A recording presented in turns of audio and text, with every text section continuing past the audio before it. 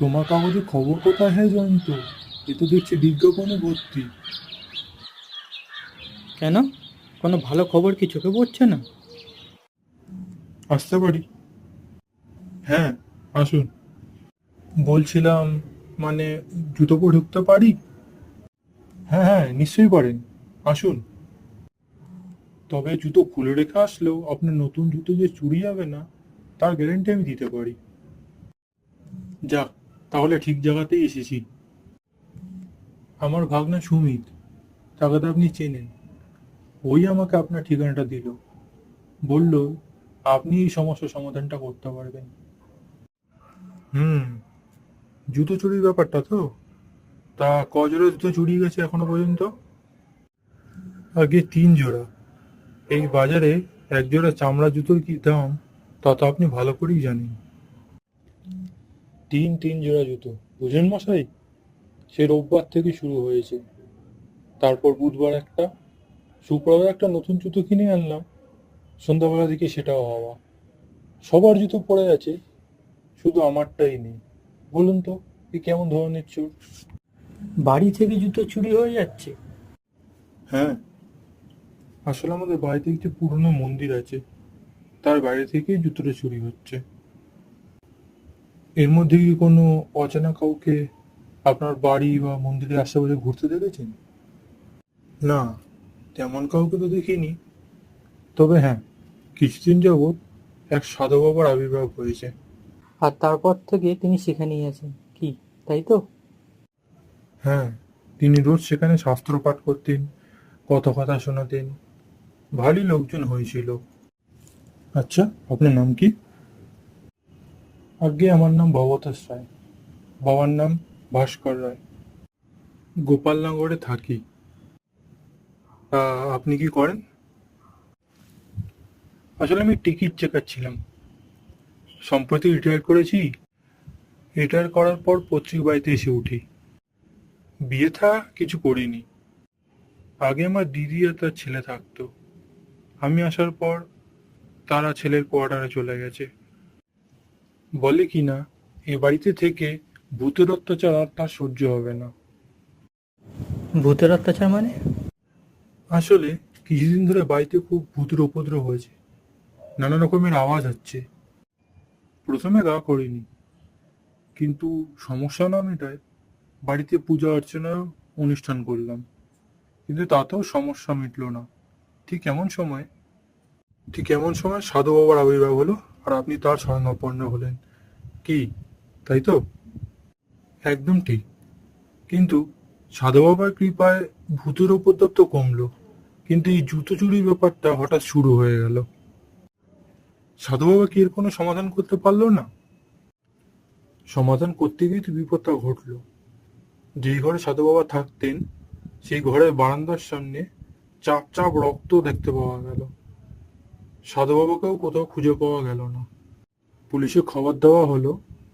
অনেক খোঁজাখুঁজির পর পাশের ডোবা থেকে সাধু বাবার লাশটা খুঁজে পাওয়া গেল। আচ্ছা, সাধু বাবা যেই ঘরে থাকতো, সেই ঘরে ঢোকার অন্য কোনো রাস্তা কি রয়েছে?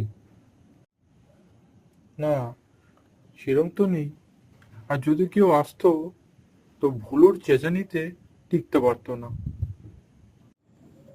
ভুলোকে? আপনার কুকুর নিশ্চয়ই। হ্যাঁ, দিদির পোষা কুকুর। দিদিতে চলে গেল, ভুলো কিন্তু বাড়িতেই রয়ে গেল। ও, ভুলো তাহলে এখন আপনার বাড়ি পাহারা দিচ্ছে? হ্যাঁ, কিন্তু এই যা, ওর কথা তো খেয়াল নেই। ওকেও তো শনিবারের পর থেকে দেখতে পাইনি। আপনি শিগগির ওর খোঁজ নিন, দেরি করবেন না।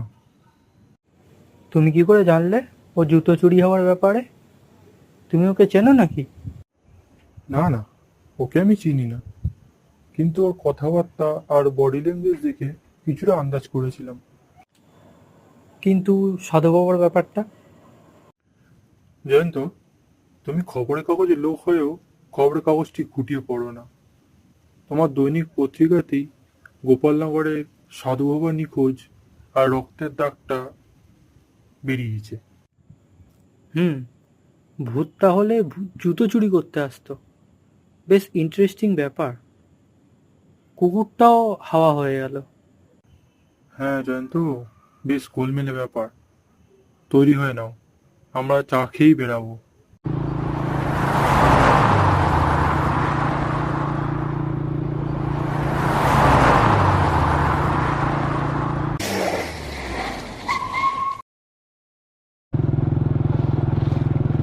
আরে, আসুন আসুন মিস্টার গাঙ্গুলি।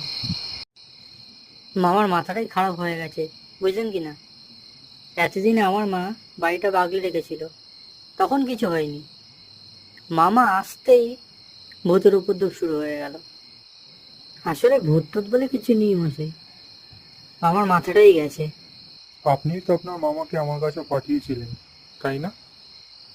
আগে হ্যাঁ, আসলে মামার মাথাটাই গেছে। আমি আপনার কাছে পাঠিয়েছিলাম সাহায্যের জন্য, আর মামার পাগলামির জন্যই আমি আমার বাড়ি ছেড়ে কোয়ার্টারে গিয়ে উঠেছি।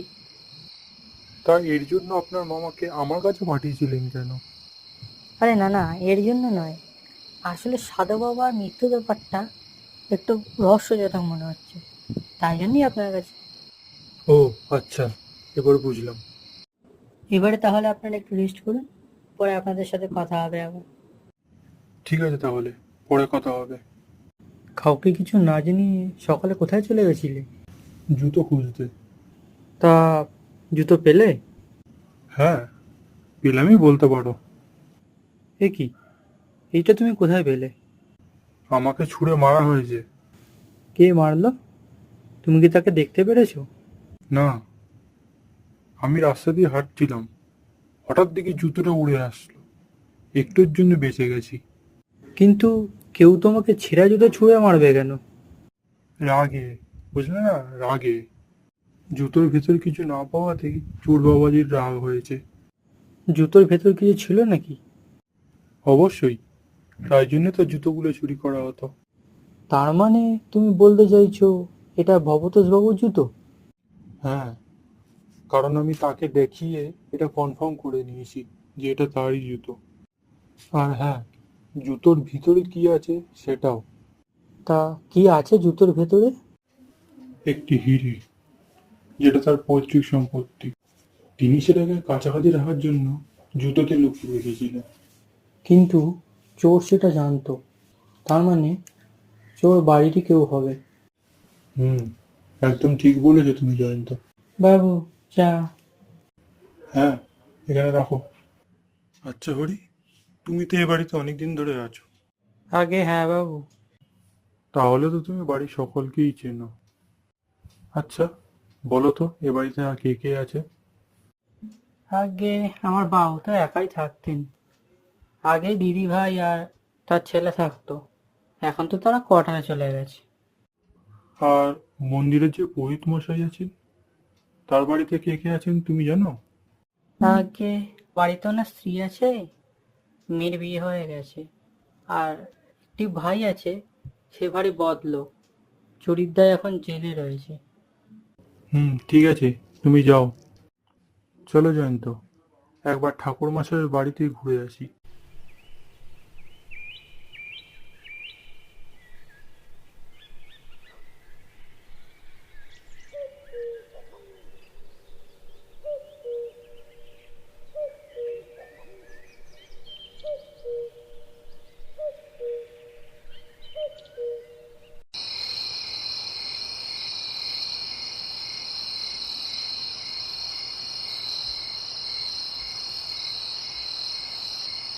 বাবু, এখানে নেমে হেঁটে চলে যান।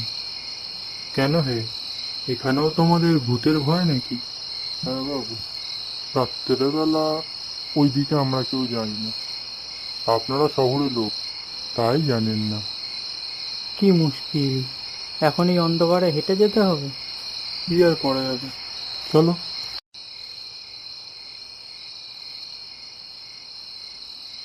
ঠাকুরমশাই, ও ঠাকুরমশাই, বাড়ি আছেন?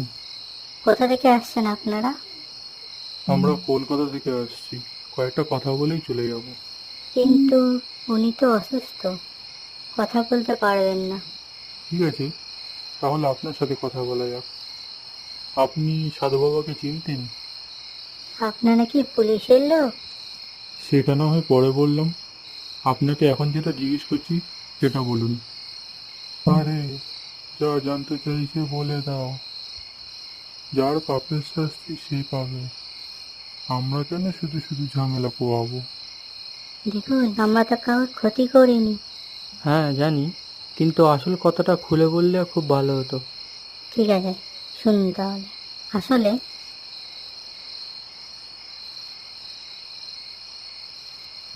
ঠিক আছে, বুঝলাম। চলো জয়ন্ত, যা যাক। আরে মশাই, আপনারা কোথায় গেছিলেন? চোর ধরতে। ধরেছেন? কে সে?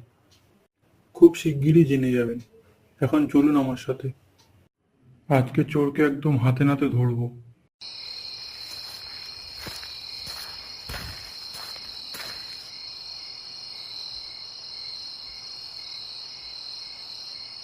আরে, এই যে ভূতনাথ, পুরোহিত মশাইয়ের ভাই। কিন্তু আপনি কি করে জানেন মশাই ও যে চোর? আসলে কালকে আমি ঠাকুর মশাইয়ের বাড়িতে গেছিলাম। উনি অসুস্থ থাকায় ওনার স্ত্রীর সাথে কথা বলি। একটু চাপ দিতেই সব সত্যি ঘটনা আমাকে বলে ফেলে। আপনি যে জুতোর ভেতর হিরে রুপি রাখতেন সেটা ঠাকুরমশাই জানতো। তিনি যখন বাড়িতে স্ত্রীর সাথে এই বিষয়ে আলোচনা করছিলেন সেই সময় আড়াল থেকে ভূতনাথ তাদের সব কথা শুনতে পায়। আর সেই প্ল্যান করে কিভাবে আপনার হিরেটি হাতাতে পারে। সবাই যেহেতু তাকে চিনত, তাই সে সাধু বাবার বেশে আপনাদের বাড়িতে এসে ওঠে। আর রোজ আপনার জুতো চুরি করতো, কিন্তু কোনোদিনই কোনো জুতোতে সে হিরেটা পায়নি। নিজের পরিচয়ে সামনে আসার ভয়ে সে ভুলোকে মেরে এখান থেকে অন্তর্ধান হয়ে যায়। কিন্তু হীরের প্রতি লোভটা তার এখনো ছিল, তাই সে আবার আসে এবং ধরা পড়ে যায়। অশেষ অশেষ ধন্যবাদ আপনাকে মিস্টার গাঙ্গুলি, আমাকে সাহায্য করার জন্য। ধন্যবাদ। আরে না না, কি বলছেন? এটা আমার কাজ। তাহলে চলি আজকে।